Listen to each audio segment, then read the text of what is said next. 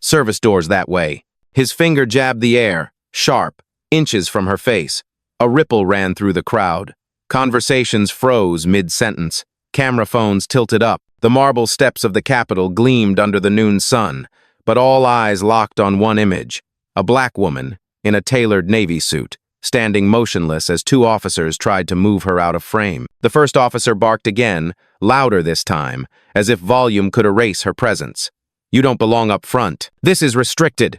His jaw clenched, spit catching the light as he leaned in. She didn't flinch, not once.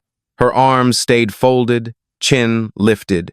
A pearl necklace caught the sun at her collarbone. A deliberate detail, quiet power dressed as simplicity. She looked at him with eyes that carried storms he couldn't name.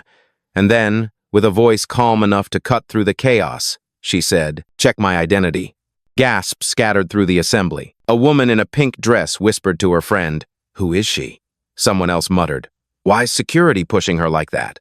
And then phones rose higher. Red record lights blinked like tiny spotlights. The second officer stepped in, palm firm against her shoulder. "Ma'am, I'm asking you to leave. This stage is not for you." His tone wasn't angry. It was cold, procedural, as if she were paperwork to be filed away. Still, she didn't move, didn't argue. The silence around her became a stage of its own. A junior reporter near the barricade murmured into his mic, "This looks bad. I'm filming everything." His hand trembled slightly, but his camera stayed locked. The officer pointing at her jabbed again. "Don't make me repeat myself. Step aside before we escort you out." And in that frozen second between his threat and her stillness, the tension became electric. The plaza was no longer calm. It was charged. She inhaled slowly, unbothered, as if the weight of history had already trained her for this exact scene. For a flicker of a moment, she remembered another set of steps. Years earlier, different uniforms, same tone, "You don't belong here." The words hadn't broken her then. They only built her. Her gaze returned to the officer, unwavering. "Check. My identity."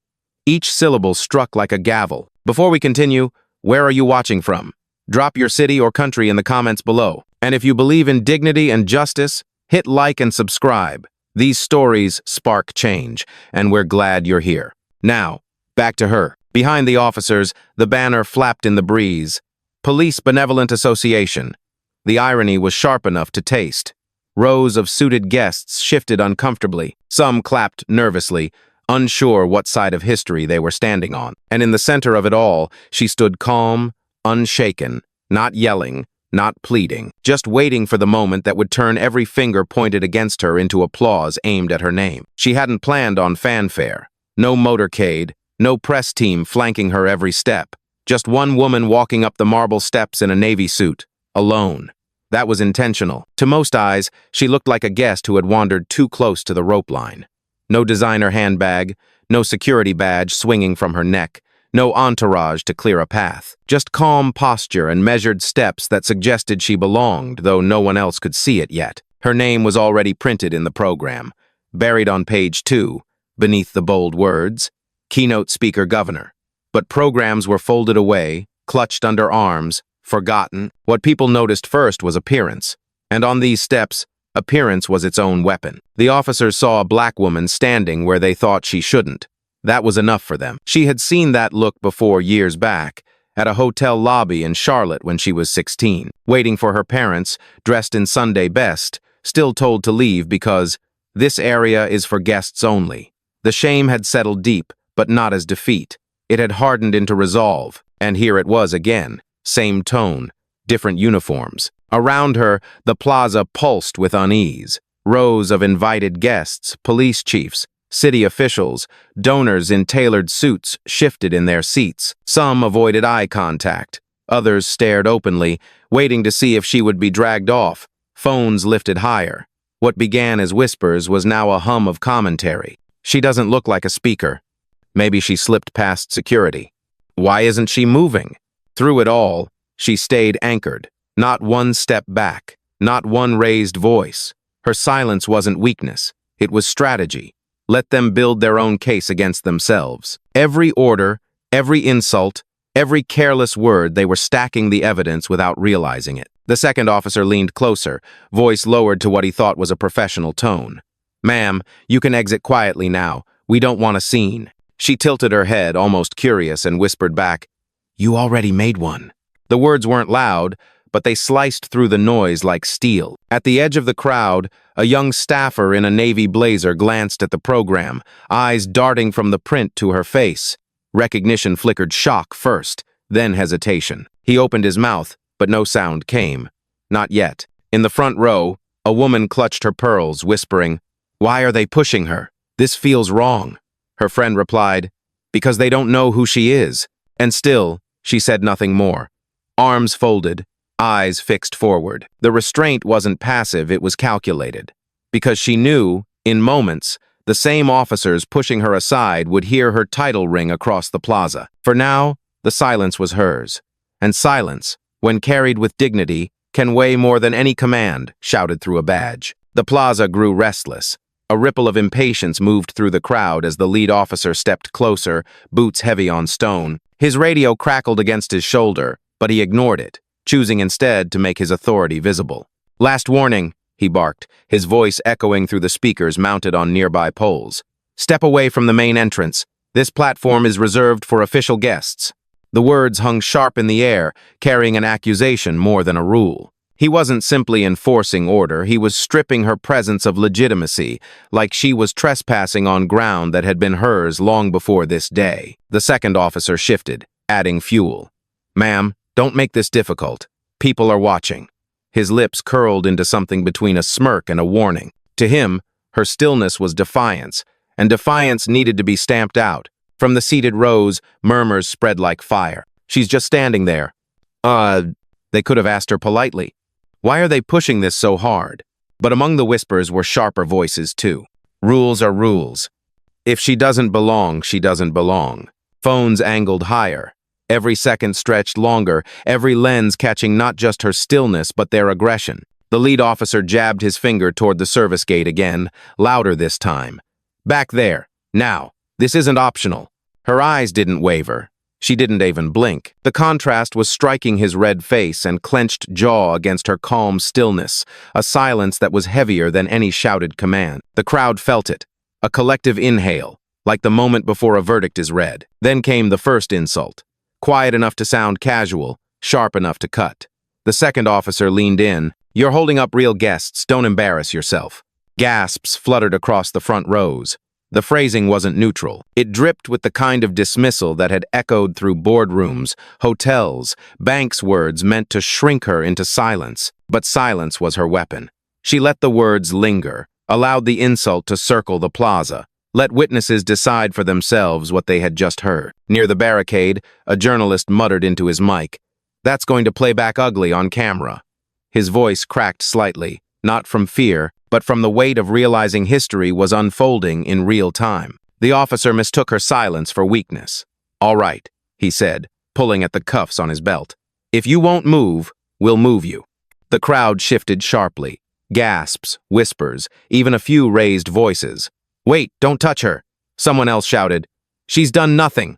And yet she stayed still, anchored, calm as stone, because she knew this was exactly the moment they'd regret most. The officer's hand hovered closer, a shadow stretching across her blazer. The crowd braced for movement, for resistance, for the crack of chaos to finally break, but she didn't move. Her arms stayed folded, her chin raised just enough to look past him without flinching.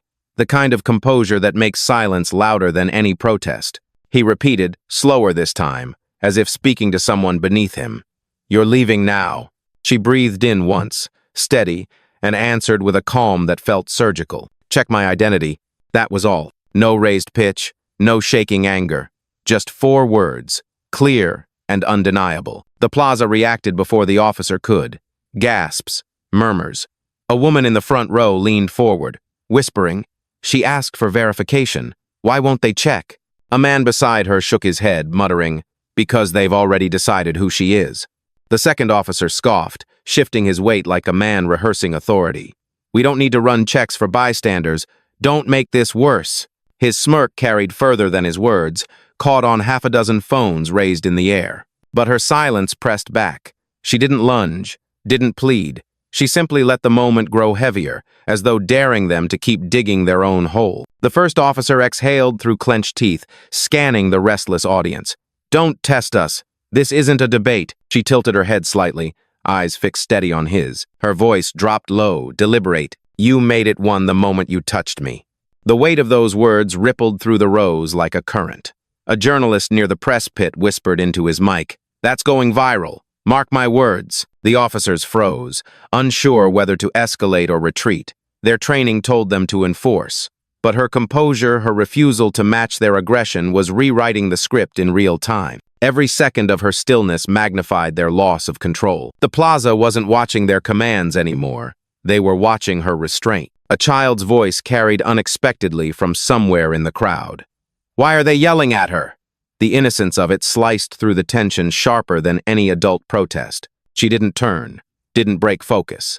Instead, she let her silence hold the weight of every eye, every lens, every whispered judgment gathering against the officers. And for the first time, it wasn't her on trial.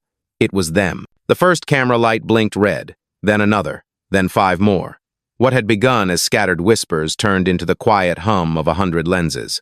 The plaza was no longer just an audience, it was a witness stand.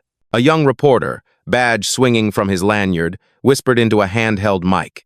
"We are live outside the Capitol. An unidentified woman is being pushed back by officers despite asking for verification of her identity. Crowd reaction is tense. You can hear it." His words spilled into the ether, carried instantly across feeds and streams. Not far away, a college student lifted her phone high. "This is history," she murmured, her voice trembling as the screen filled with hearts and shocked face emojis. A comment scrolled across her live feed. "Who is she?" Another. "This feels wrong." From the front row, an older man rose halfway from his seat. She asked them to check. "Why won't they?"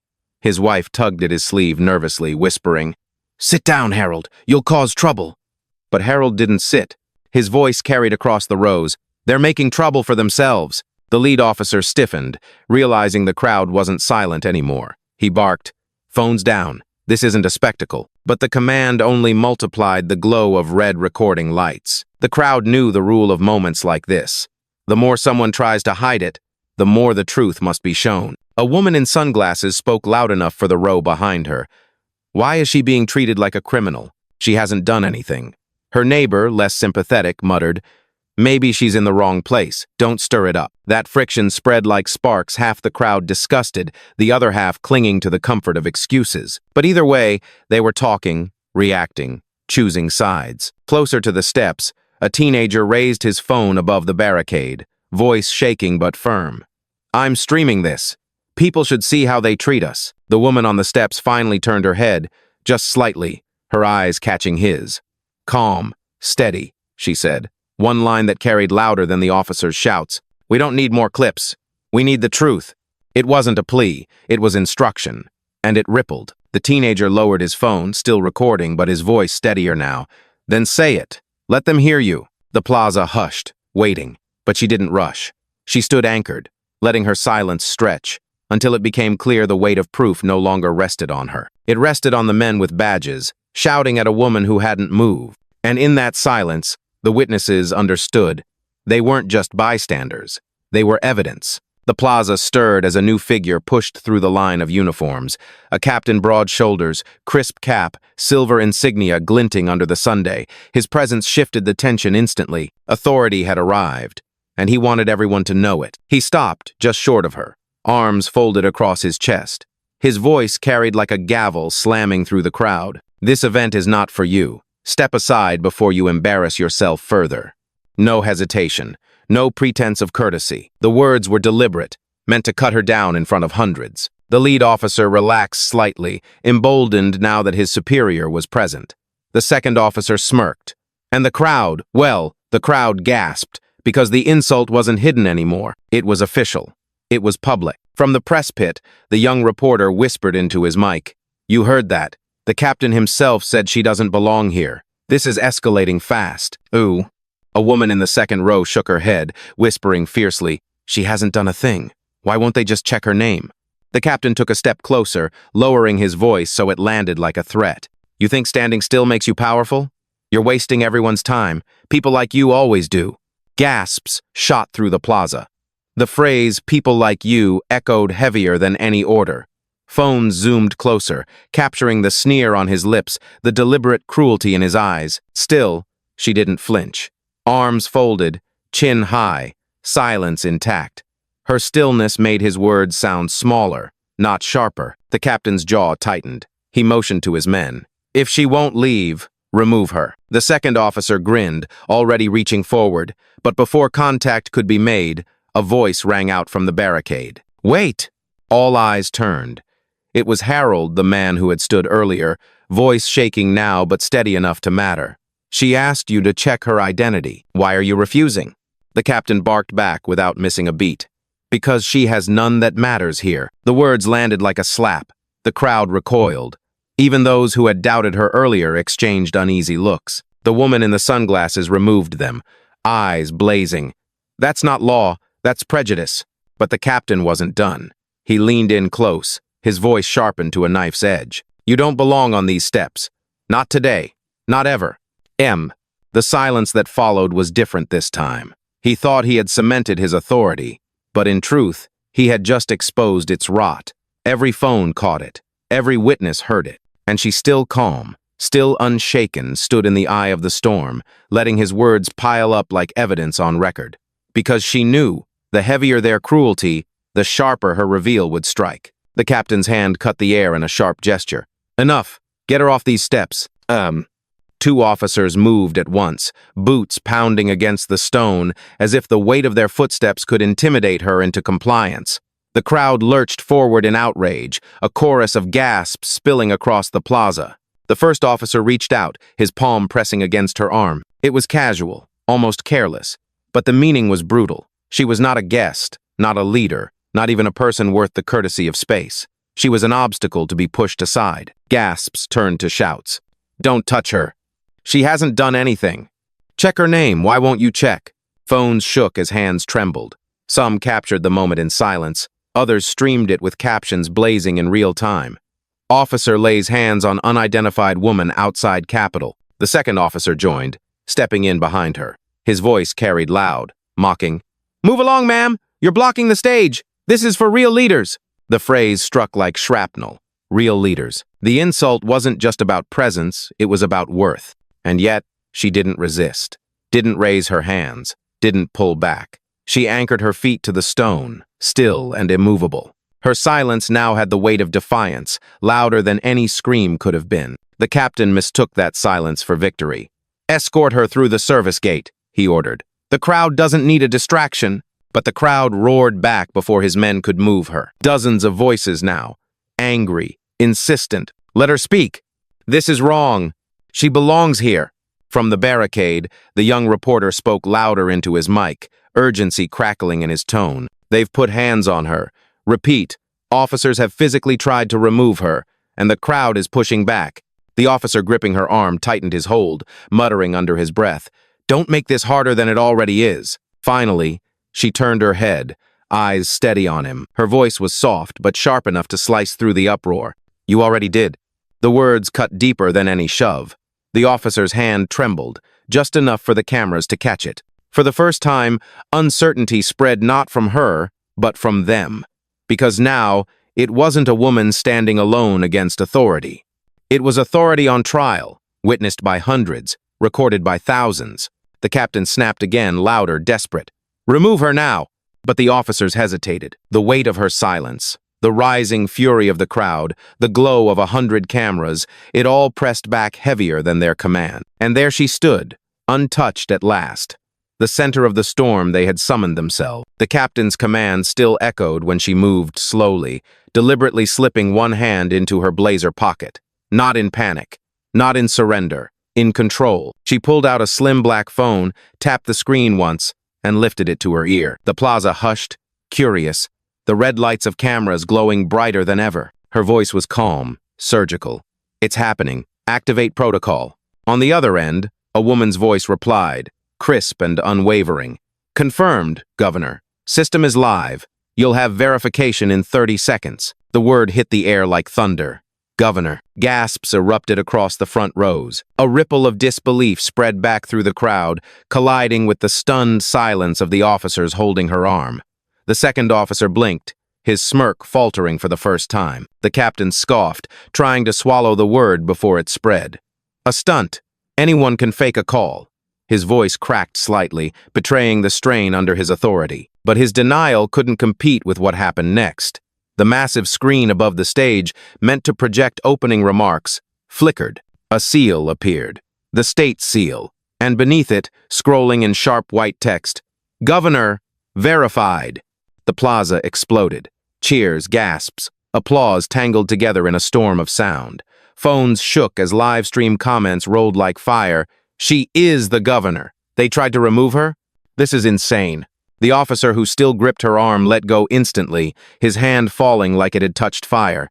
He stumbled a step back, face drained of color. She lowered the phone slowly, folding her arms again, reclaiming her silence like a crown.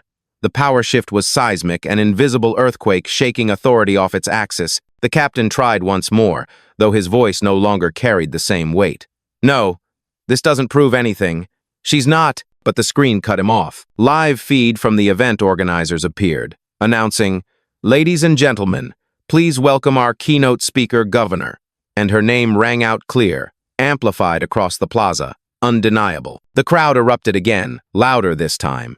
Applause thundered through stone and sky. She didn't smile, didn't bow. She simply turned her gaze back to the officers, eyes steady, voice measured. "You wanted proof, now you're standing in it."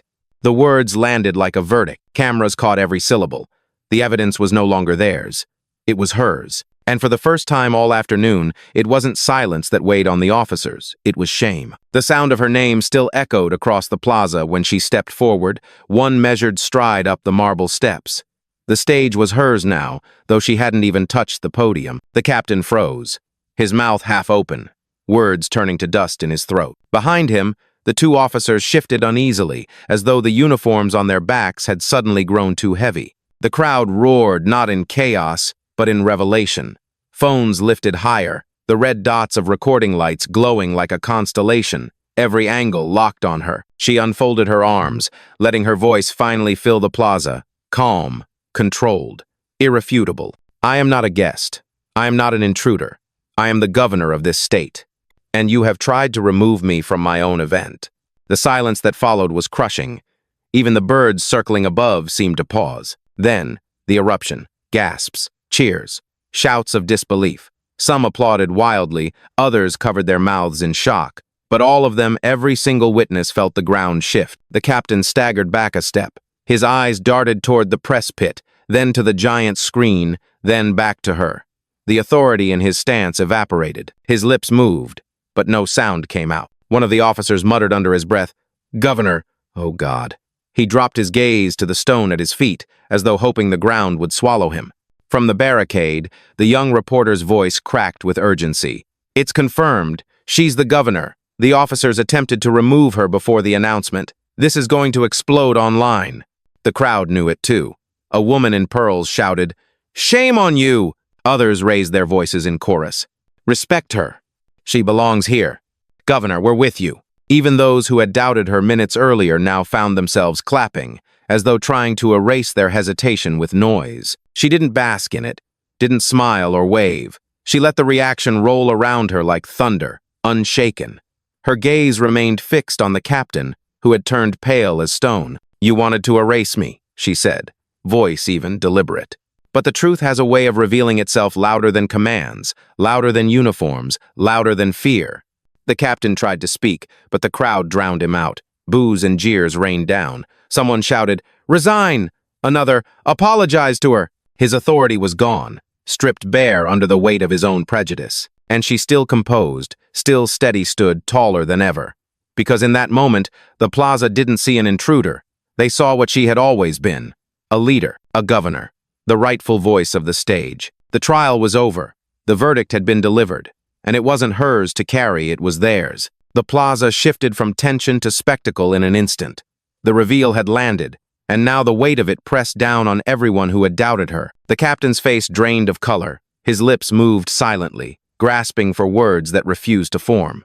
A bead of sweat slipped down his temple, though the autumn air was cool. Authority no longer wrapped around him like armor, it clung like a costume, flimsy and exposed. The officer who had gripped her arm earlier pulled his hand behind his back as if to erase the contact. His eyes darted left and right, searching for an exit from a stage he no longer controlled. The second officer muttered, "We didn't know, we didn't."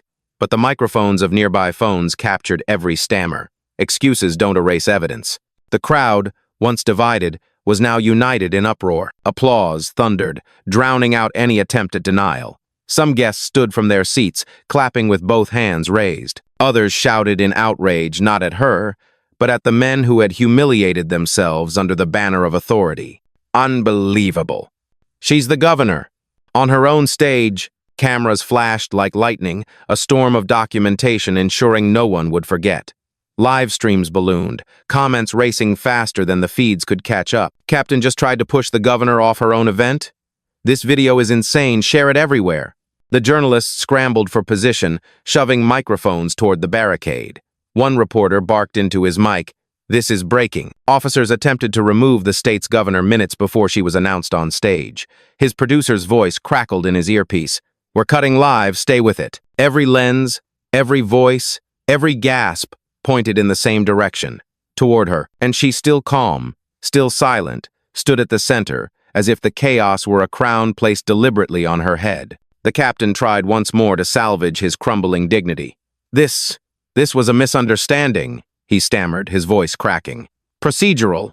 The crowd roared louder, drowning him out. Boos, jeers, the unmistakable sound of power shifting away from him like sand slipping through clenched fists. A woman in the front row cupped her hands and shouted, "Apologize!" Others joined, the chant building echoing. "Apologize! Apologize!" The captain's hands twitched at his sides, his chest rising and falling too quickly. His men stood frozen, caught between orders and shame. They had uniforms, but no command. The irony was inescapable. The very people who had tried to erase her presence were now invisible themselves, drowned beneath the tidal wave of recognition she commanded. And in that tidal wave, the governor didn't need to lift her voice. The world was already speaking for her. The chants of "apologize" still echoed when she raised her hand, not in anger, but in finality. The crowd hushed almost instantly, silence falling like a curtain. She stepped forward, her heels striking the marble with deliberate weight. Her gaze swept across the line of officers until it settled on the captain. He stiffened, but his authority was already gone. "You laid hands on me," she said, her tone steady, every word striking like a hammer. "You dismissed me. You humiliated me in front of the very people I serve." The captain swallowed hard, his Adam's apple bobbing visibly. "Governor, Enough." The single word cut him off clean. Cameras clicked, capturing the moment. Phones trembled with anticipation. She reached for her phone again, pressing one button. "This is the governor. Effective immediately. Suspend Captain Hayes and the 2 officers on the east steps. Strip their badges and remove them from duty. Record this as an official order." On the other end, her aide's voice came crisp and immediate. "Confirmed, Governor. Suspension order logged. Credentials revoked." The effect was instant. A shrill beep erupted from the radios clipped to their uniforms. Red lights blinked where green had once glowed. The captain looked down at his device in disbelief as the screen displayed, "Access denied." Gasps exploded from the crowd. Some clapped, others shouted approval. A woman near the barricade raised her phone higher, screaming, "She just shut him down on the spot!" The captain staggered back, face pale, hands twitching as though his uniform had turned to chains. The 2 officers who had touched her looked at one another, panic breaking through the facade of discipline. Their badges no longer opened doors. Their radios were dead weight. "You mistook silence for submission," she said, her eyes locked on the captain. "That was your last mistake." The plaza erupted. Applause thundered, chants of "Governor, Governor!" rolling like waves through the steps. Reporters shouted into cameras, "This is unprecedented disciplinary action issued live, in real time, against the very officers who tried to remove her." The captain opened his mouth again, but no sound came. His career had been cut in a single order, his authority stripped with the press of a button. And she, still calm, still measured, turned from him, her words falling like a gavel closing a trial. "Escort them off these steps. They no longer serve this state." 2 sergeants hesitated, then obeyed, stepping forward to relieve the disgraced officers of their place. The sight sent a new roar through the crowd. Justice hadn't just been spoken. It had been executed. The disgraced officers were led down the marble steps, their boots suddenly heavy, their shoulders slumped beneath uniforms that no longer carried weight. The crowd parted for them, but not in respect, only in condemnation. Phones followed their retreat like a procession of judgment, every step captured, every whisper immortalized online. And then, the focus swung back to her. The governor stepped forward, placing one hand lightly on the podium at the top of the steps. The seal of the state gleamed behind her, projected on the screen. The very stage she'd been denied minutes earlier now framed her in rightful command. The plaza quieted, anticipation rippling through the silence. She looked out not just at the crowd before her, but at the cameras, at the millions who would soon watch and replay this moment across the world. Her voice, calm and unshaken, carried effortlessly. You saw what happened here. You saw what prejudice looks like when it hides behind a badge, and you saw what dignity looks like when it refuses to bow. Applause erupted, but she raised her hand, steady, calling for silence. The hush came again, heavier this time, reverent. I did not raise my voice today. I did not fight. I stood, and that was enough. Because dignity does not need permission. It does not ask to be recognized. It stands until the truth reveals itself. The words struck like thunder across the plaza. People leaned forward, phones trembling in their hands. A young girl in the front row whispered to her mother. She didn't yell once. Her mother nodded, tears gathering at the edge of her eyes. The governor's gaze swept across the officers still stationed at the perimeter. Some looked down, ashamed. Others stood frozen, unable to meet her eyes. She didn't need to call them out individually. Her presence had already done it. You mistook silence for weakness, she said, her voice steady, deliberate. But silence, carried with dignity, is the loudest power in the world. The crowd erupted. Applause, cheers, chants of, "Governor, Governor!" rolled like thunder, shaking the marble beneath their feet. She stepped back from the podium, one final glance over the sea of faces, over the cameras capturing history. Then, with the calm of someone who had already won, she delivered her closing line. I don't need a video to prove justice. I am the result of it. The plaza exploded. Applause became roar. Phones rose higher, desperate to capture the exact moment the story closed. And she head high, shoulders square, steps measured, turned toward the Capitol doors, walking into the building she led, leaving behind not just a crowd, but a movement renewed. The trial of perception was over, and the verdict was written in applause.